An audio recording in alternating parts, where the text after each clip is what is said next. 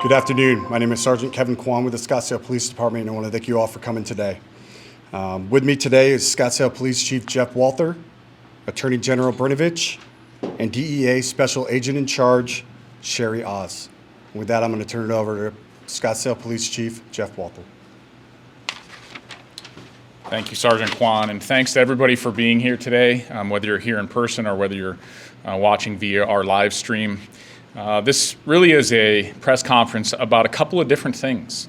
And the first thing that's really important, I think, for everybody watching and who's going to pay attention to this is really about those collaborative partnerships that we have in local law enforcement with the Scottsdale PD and our embedded partners in the Drug Enforcement Administration and the Scottsdale DEA Task Force, and the commitment from our State Attorney General to vigorously follow up on these investigations and really be part of our overall team. That is a message that I think sometimes gets lost in the things that we do, and it's that partnership at all levels in the state of Arizona, be it our state partners or municipal partners or our federal partners, that really bring us to the success that we have today. And what you see before you is part of that success, but it comes at a cost. And so let's discuss that in a minute.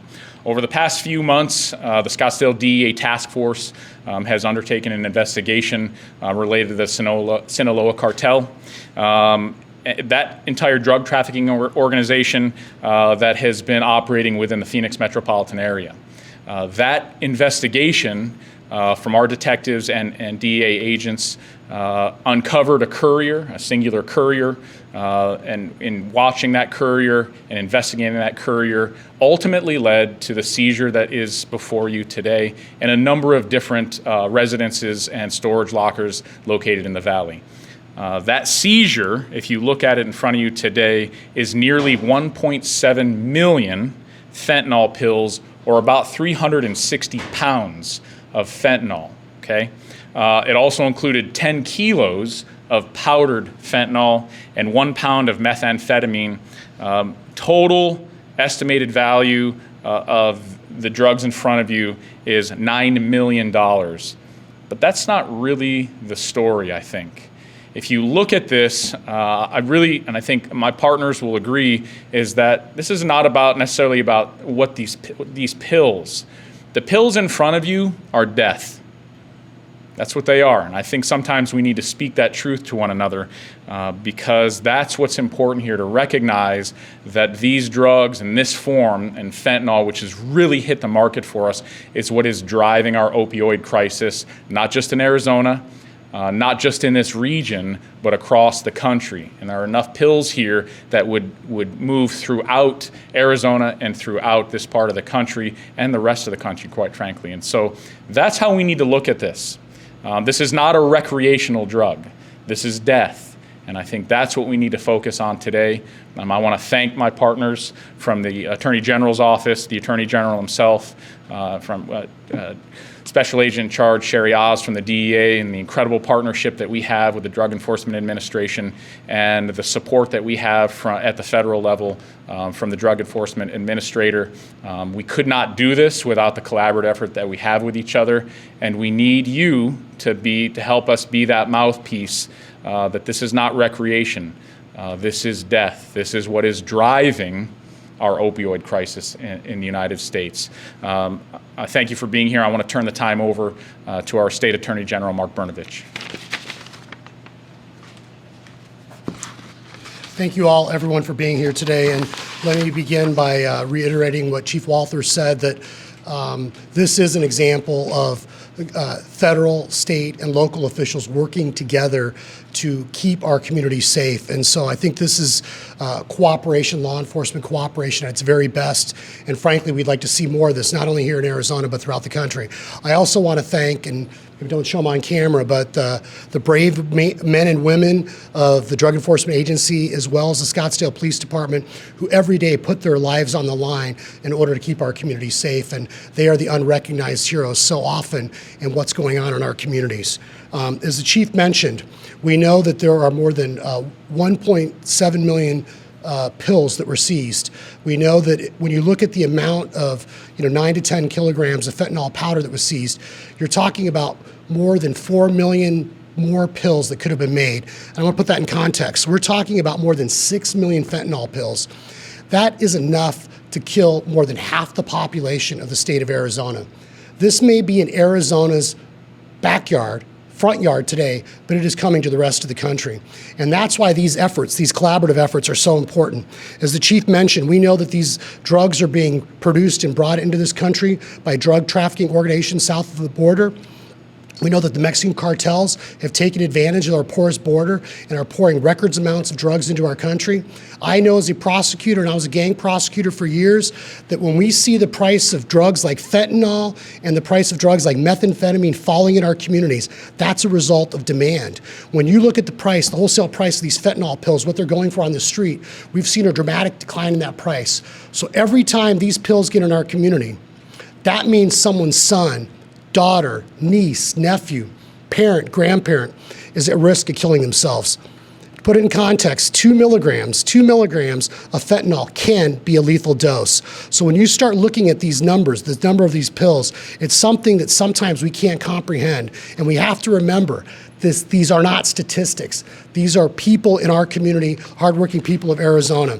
So it breaks my heart as an Arizonan when we see the price of things like gasoline and groceries rising, and yet the price of these hard drugs, these dangerous drugs, are flooding in our community, and they're dramatically increasing. And that means that there's going to be a cost in human lives, and there's going to be a cost financially and socially. And so I am very proud, once again, to partner with the DEA, Special Agent in Charge Oz, Chief Walther, to continue to work in a collaborative way to make sure that we working together are doing everything we can to keep our community safe. And once again, thank you to the brave men and women of law enforcement, federal, state, and local law enforcement for everything you do every day that doesn't always get recognized. Thank you again.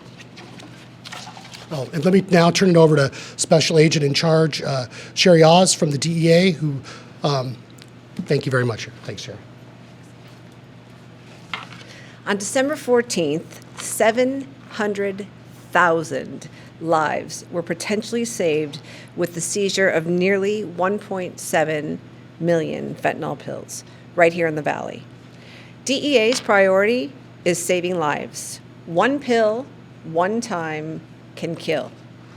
My name is Sherry Oz, and I'm the DEA Special Agent in Charge of the Phoenix Field Division, serving the state of Arizona. Criminal drug networks are fueling this unprecedented overdose epidemic, flooding our communities with counterfeit fake pills. And this year, DEA has seized a record quantity of 20 million pills. U.S. overdose rates are devastating, claiming 100,000 lives. That is a life lost in this country every 5 minutes. Every 5 minutes, we lose someone to opioids. A few months ago, using a multi-pronged approach, DEA launched the One Pill Can Kill campaign in conjunction with a public safety surge. Enforcement with seizures of drugs, money, and firearms, arresting traffickers, and most importantly, public awareness. Over the last 2 months, DEA and our partners nationwide initiated a second public safety surge, targeting those responsible for flooding our communities with this deadly fentanyl.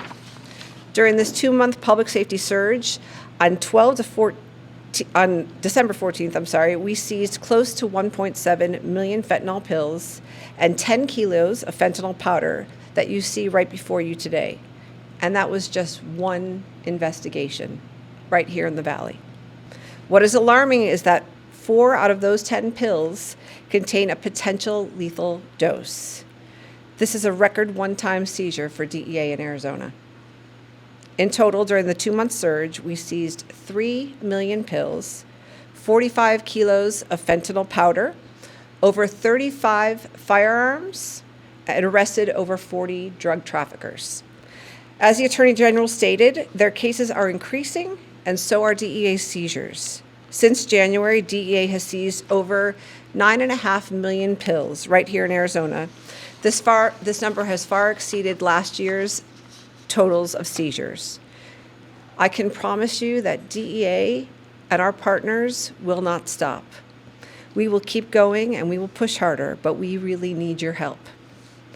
It is more important now than ever before that we continue to work together to turn this epidemic around. Talk to your children, your friends, your neighbors, your loved ones about the dangers of these deadly pills.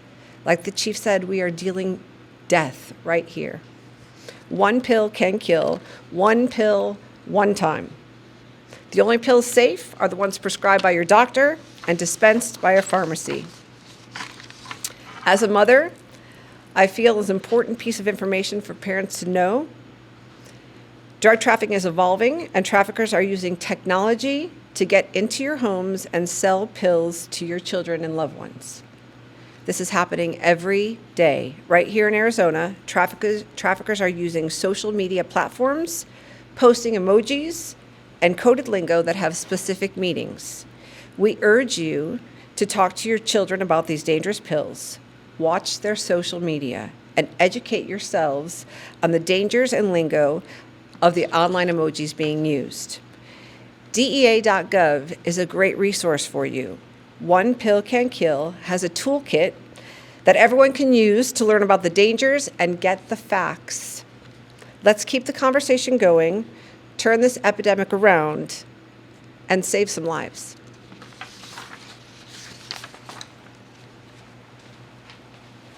Thank you. We'd now like to open up to some questions if you guys have them. We'll try and keep them short, though.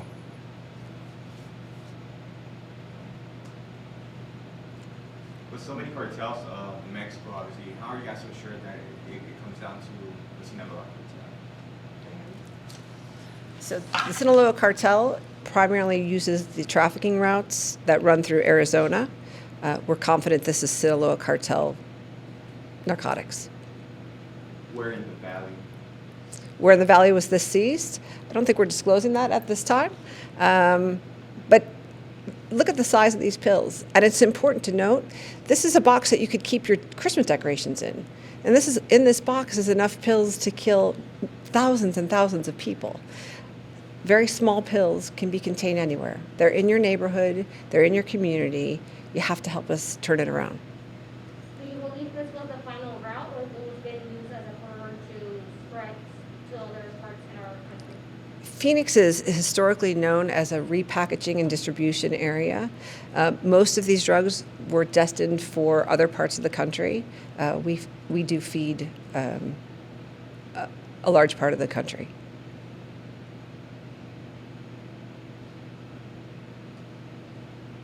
You guys said you mentioned you arrested over 40 people in this search. I'm sorry? Around 40 people were arrested in a 2 month. In the 2-month surge, right, that was just DEA, correct. Were they mostly Hispanic or various as far as Drugs they don't care. So whoever has them will take them. So Attorney General Brnovich pointed out that the lower cost of prices is definitely a factor to the quantity here. Are there any other factors you feel to the quantity of drugs seized today? Yeah, the point I was making is that anytime you have more supply of any product flooding into a market and the price is decreasing, that's an indication that we're seeing more and more of it. And so that's what breaks my heart as a parent and as a prosecutor. And so I think the ability of the cartels to ramp up their production, and because of the porous border, we're seeing more and more drugs flooding into our communities. And as we know, these drugs are not only affecting Arizona, but they're going to affect the entire country.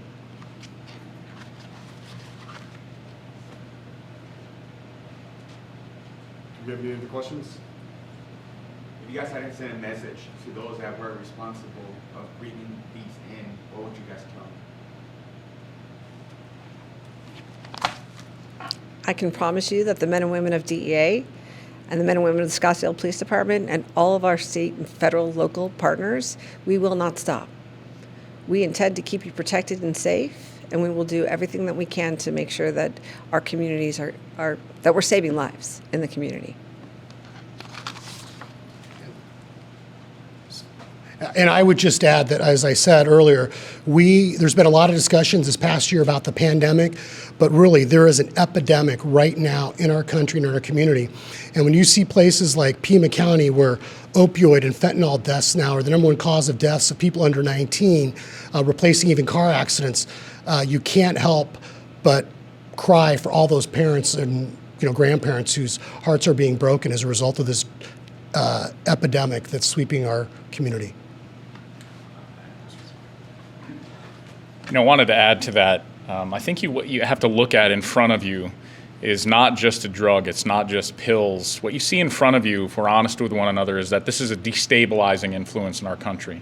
It's a destabilizing influence in the state of Arizona, and there's a reason for that. And you have a lot of the opioid crisis in the United States, a lot of drug addiction in the United States, and if those across the border can continue to push this destabilizing influence in our country, we're going to continue to see, in our task force, we're going to continue to see these record numbers of seizures, because this is just flowing like a river into Arizona and then has tendrils that go around the country.